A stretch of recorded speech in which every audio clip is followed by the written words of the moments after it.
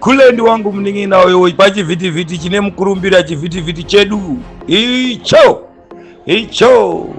Right, muri yeZimbabwe zvatanga nyaya dzedzi dzikuramba dzienderera mberi. Indaigara ndichingodzwa nyaya nevanhu katonza ninga akatengwa ningi mutengesi akapuwa mari ndasingazivi zvinhu zvacho zvinenge zvichifambiswa sei. Nhasi paita nyaya panapa muri yeZimbabwe, nyaya inova nyaya iri kunetsa. Rutendo Matinyarara ari kuvhura hombe dzakawanda wanda. Ari kubvondora uyo anonzi Joshua Maponga mudhara anenge achingopfeka mahembe ake ekusango achiita zvaari kuita achirara kumapako. Izvo munhu akatsamhira ake mamiliyonzi ezvigananda. It's something chekuti zviri kutotishamisa. Ende patorwa nyaya panapa pari kufumurwa kuti mukomana akatopiwa 10% yakapiwa. Vanhu vakati rutendo ruri kunyepa ndobva abuditsa proof of payment. Ma-V11 baba mari ichisendwa mu-FNB account. It's something chekuti zvinhu zvekuti zvinongoshamisa so. V11 ndiro riri kubuda on the screen. Andizive zvamunozoitawo neinformation iyoyo, andizive kuti munenge mauda kuzoita sei, asi inini changu chete kungokuudzai zvinhu zvinenge zvichiitika. Ende vari kudetsera zvisingaite kufumurana kwacho kwakanyanya. Ninge wakatengwa, ninge wakapuwa mari, ninge wakazoita sei, ninge uri mutengesi, ninge wakadidi izvo kaizvi. Because apa vanhu vari kutaura kuti zvoni yanzi he says this was to pay him back for paying for your hotels, cars, etc on the space. Nyaya dzacho ka vanonga vakutanga kurambirana but it's always good kuti tingoudzana kuti shiri inozongofa, hakuna chinhu chisinganingikini. Mazuva ano ukangoona munhu wese, hakuna munhu anombosapota Zanupf asina chapuwa, hazviite. Izvozvo ngatigare tatozivisana zvinhu izvozvo. Zanupf aimbosapoteke usina kana something chawakapuwa. Ndo zvinhu zvatakutodzidziswa kuti zvatakutoona izvezvi. So vanhu vakada kunge vari kuiramba nyaya yacho, ningirikini vamwe vanhu vanopuwa mari. Because inini I'm one of the guys wekuti ndaiti ndikawanzwa munhu anoti ndingakatengwa ndingapuwa mari, ndokuti musangotaura kuti munhu akapuwa mari musina proof ke. But kana zvakuchitanga kubudiswa umbohwo hwacho kuti ninga akatopuwa mari iyi, mari yacho iyi, tichati kudii? Kutsamhira havo mamillions akomana. Ndo zvinhu zvacho zviri kuitika muri yeZimbabwe, mamillions ari kubuda. And there is this conversation as well between that Rutendo guy and Mr. Temba Mliswa, iyo iri kulika, but I'll put it on the screen so that mukwanisa kunge michitazi muchinzwisisa kuti inyaya dzanga dziri kutaurwa. Because Temba Mliswa ndo chimwe chinenge chichipuwa mari ka, but panapa ari kuputidzwa futi ari kunzodi Temba pretends to be stupid when he fully remembers what we discussed and what is owed. This is a conversation from 2023 which he wanted to broker so that he could get a cut. And after this, Kuda did pay money for the lawyers in South Africa. Why would he pay that if we didn't have an agreement? Zvakawanda zviri kutaurika panapa, but it's okay. Ndregedza kutambisa nguva ka, because time is money. Toda kuti tinzwisise panapa kuti nyaya yacho iri kuitwa sei panapa, zviri kufamba sei handiti. And just in case kune vanhu vakawanda vanenge vachiti saka mari yakasendwa mu-FNB. Yes, it's FNB business account. Unokwanisa kungoitawo yako. Kune vanhu vachidawo ma-FNB business account vaive, but I'm koma own ve-education research vakuitira yako FNB business account. Ukuzongotawo mapuwa mari ezvigananda iwo apo dore mutengesi usina kana pekuisirwa mari. Anyway, that is not the purpose and kushtaura, but ndikuti kana kuna vanhu vese vari kuda kuregister noma companies nekuvhurwa ma-FNB business account vasina ma-work permits kana ma-study permits. But torai number dze-education researches mutaura namukoma Owen vakubatsira, vanokuitira idzi ndo shasha idzi. Ina handirekomende zvinhu zvokupenga, ndorekomenda vanhu vanonyatsota basa nemazvo, vanhu vasingavhare vanhu, vanhu vasingatora advantage yevamwe vanhu handiti. Saka batai mukoma Owen panhamba idzodzi dzandakuisirai, mogara mataura navo, vanokubatsirai, vanokuitirai vari kwavari ikoko, imi muri kwamuri ikoko. Hapana chekuzochema mangwana unozodei. It's not about Kuda, but Moy, if I'm not mistaken, Kuda said you'd get money from the government, isn't it? And I think it's the government responsibility, because this whole sanctions issue is not about Kuda. And I think the mistake we're making it a Kuda thing, because Kuda has somehow volunteered because it's affected. We're not Billy Rottenberg. They're on sanctions. They went and cleared these themselves and so forth. But it's a national crisis. It's a national issue in terms of sanctions. So where is the money government should be giving you? Don't you think you should be pursuing this more with government rather than Kuda an individual? I'm just thinking after the discussion that we had in the car, remember. because we start blaming Kuda not in the papi pama sanctions. He actually affected and so forth. Why don't we push government on this? Why don't we speak to the Minister of Finance, who has the money to push this?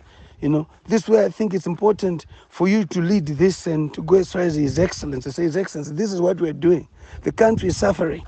Okay, they give money to lobbyists, but lobbyists have done nothing. This way you're coming. So let's make it a Zimbabwean issue, which the Zimbabwean government must deal with. If the government has no faith in it, tinosiana nazo. You see, because what you have a situation where you who have your name soiled, your lawyer soiled, and so forth. Yet at the end of the day, Kuda does not have to deal with it. You can leave it alone. Already is on sanctions and so forth. And what does he need? The very same country that he supports, it's not supporting him. It's individuals supporting him. It has to be a national issue, which then you guys are running with it and so forth.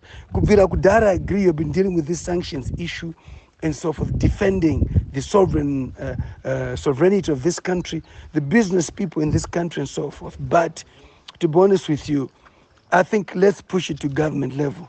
I think you need to engage Webster Shamu, okay, and the Foreign Affairs Minister. He is the chairperson for the Foreign Affairs thing, and go before them, even write to the committee. Yeah, in fact, that's a good one. Committee of Foreign Affairs, we want to appear before you and talk about sanctions. They will support you and say, we need money to go out there. That's a good one. I can tell you that they will support you and money will be availed. Because this is what we have done. We need to do this and that. Write to the parliamentary committee, write to the clerk and say, this is what we've been doing. We're doing this for the nation and so forth. We don't believe my sanctions are imposed on Kuda Junior and so forth. Because tomorrow is somebody. It's people who are suffering. They will never suffer. It's people who work for them who suffer, companies who suffer, and so forth. That's my thinking as well. No, Temba. Kuda should never. No, Mzukuru.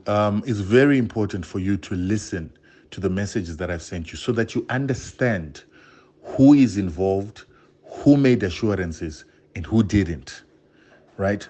And that's why I'm making all these messages. I know that it's a lot of information, but I'm making all these messages so that you understand where Kuda comes in. Kuda brought himself into this issue. We didn't go to Kuda. The government didn't go to Kuda. Kuda came in and made contact with me. JR came in and made contact with me. And they said that I should run with this case. It is not the government that did that. It is Kuda who did that. It is Kuda and JR who contacted me a day or two after the special rapporteur and said I should go to court. It is Kuda 2 months later who said I must come to Harare. It is Kuda who paid for my ticket to fly to Harare so that we talk specifically about the fact that I must launch this thing, we must undertake this legal case. Even though Linus Mapfumo and the DG might have been pushing with Simba, might have leaked information to the media, but at the end of the day, the person who got in touch with me and spoke to me directly about it, put me up in a hotel and said, okay, let's do this thing. It was Kuda. It was Kuda who said, start the case. It was Kuda who then brought a ticket for me and the advocate to go to Harare once again. And for the advocate and me to stay in Harare for 2 months for the advocate and for me to stay in Harare for 6 months. It was Kuda who made the promise that he's going to get us the evidence that we need. It was Kuda who said, I am going to go to the DG and the committee that we sit on and get you this money. So it's important for you to understand that, Shumba. Otherwise, if you don't understand how this thing started, then even your process of mediating here will not be helpful because you don't understand the inception. So Kuda and I sat and made an agreement. Kuda said, I want you to pay your debts. I want you to get rid of your debts. I want you to focus on this fight. What fight was he talking about? The fight against sanctions. I want you to focus on this fight against sanctions for the nation of Zimbabwe. Not for you, not for me, but for Zimbabwe. Because we want these sanctions to be removed of Zimbabweans. That's Kuda's undertaking. I will give you the money to start the fight, but I'm not going to give you all the money because I don't want it to look like it's my fight. So I'm going to make sure that I will get you Not you will get from government. I will get you from government the money that is in a kitty of 56 million that sits with the DG, and I sit on that committee. We will get you that money. That's Kuda. I will get you into the offices and the people you need to talk to get evidence. He is making those undertakings. I didn't ask him to make those undertakings. I didn't know Kuda. He contacted me to tell me that I want to help you through this process so that we help Zimbabwe. So it's very important. We can't exonerate him from that, Shumba, because if he hadn't come to me, I would have continued to work with the people I was working with at the pace that I was working with. And we would have been able to make a decision whether we have the resources or not, and would have decided whether to do the case or not. Had we continued with Mapfumo and the CIO, would have seen where it would have led us after they'd leaked the information, Simba and Mapfumo. But Kuda came in. Junior came in. Junior said, let's go to court. I will find you the money. Kuda invited me a month or two later and said the same thing. And then they gave me mandates. Win the court of public opinion, right? Undertake the legal fight. Kuda's name was in the papers of the court by the banks. We had to give him that information. He was supposed to give us affidavits to answer. You understand? So it's important. It's so important, Shumba, for you to follow the line of events. And remember, when we then went to the DG said, the president said, go to Kuda. So Kuda and I have got an agreement separate to government. Whether he's acting on behalf of government, whether he's acting on behalf of the president, we can only make inferences from what it is that is being said. When Kuda called me in September or November, when you spoke to him, he said, I will give you what I promised, and I will give you what I owe you. He didn't say go to government. Because they said go to government, I said, why did you come to me? Why did you make us start a process if you knew that you don't want to do this process, government must do it? Why did you take it upon yourself to be the sponsor of this process? So we can't exonerate Kuda because he made an agreement with me. He approached me. I didn't know Kuda. I didn't have his numbers. I never asked him to help us. He took it upon himself to come to me. So we can't now say all of a sudden when it suits Kuda, yes, he can just walk away. And then what? Who made me go to start this issue? Who gave me the assurances that I can start this issue? It was Kuda. So we need to understand that part. And we can't exonerate Kuda from that part because there was a meeting of the minds and an agreement right there. An agreement and a separate agreement with government. He took it upon himself to go to government, utilizing his position to then get us the resources because he says, I can sponsor you the whole thing, but I don't want it to look like I'm making it my fight. I'm going to get government to give you what you need so that it becomes a national fight. He never delivered that. So he was supposed to deliver government's money. He was supposed to deliver government's resources. He was supposed to deliver government's evidence leaders. He didn't. You know? So it's very important for us to understand that. And like I'm saying, when we then went to the government through the Director General, the Director General said he got an instruction from the President that Kuda will deal with this. We've been dealing with other people within intelligence, military and civil. And all of them have said that the President said he's dealing with it, and the President has got his people who are dealing with it, which implies Kuda. So what's changed? Had Kuda not given the assurances he gave, I wouldn't be doing this. So we can't give the example of Rottenberg. Rottenberg has never come to me. Bredenkamp has never come to me. Kudnaris has never come to me. None of these other guys came to me. It's Kuda who came to me. By the time I met Kuda, he knew everything about me. And he then made promises, binding promises, in a gentleman's agreement. It can't be that he can just now say, oh no, it's government's responsibility. Why did you make it your responsibility all along? Why did you jump into the issue all along? So you can't exonerate him, Shumba. Kuda came to us, activated us. Now, Isuzu tukaona munhu anonzi the advisor our president coming and saying you must do certain things. We believe that the mandate is coming from the president. So we do what we need to do. We're doing it because we wanted to do it, but now we've been enabled to do it. I'll do that, Sakuru. I thought, like I say, you had mentioned that the Minister of Finance was supposed to come in and all that. Yeah, but the reality of the matter, I told you. That's why I thought, because now I'm very honest, and I don't want you to keep wasting time and everything. At the end of the day, Kuda to suffer his integrity and dignity, and yourself too, on an issue which clearly, like I said, with him being on sanctions, it's probably difficult for him to do anything, let alone his own personal projects. So that was just, how you can force him to do it and so forth. Then undertaking in black and white, if at all the default, you then pursue it was on a voluntary basis. But now that is in that situation. That's what I'm saying, and it was very clear. Why would you decide to continue? Because I understand where you're coming from. The paying of this and that has not in its say. And then the next thing, these things will spill in the, because it's very difficult and everything. So now you ask yourself, but what will then come out of it, with the situation the way it is right now? That's what I'm saying. My proposal would be probably to take it to government to see what government can do.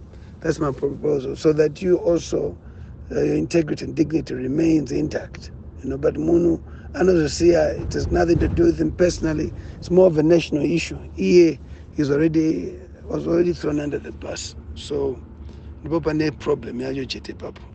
Secretary, do you understand what I'm saying? Shumba, it's not true that Kuda is meeting financial problems because of sanctions. It's not true. You and I know that.